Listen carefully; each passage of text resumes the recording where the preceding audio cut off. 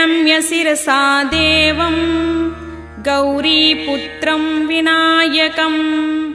भक्तावासं स्मरे नित्यम्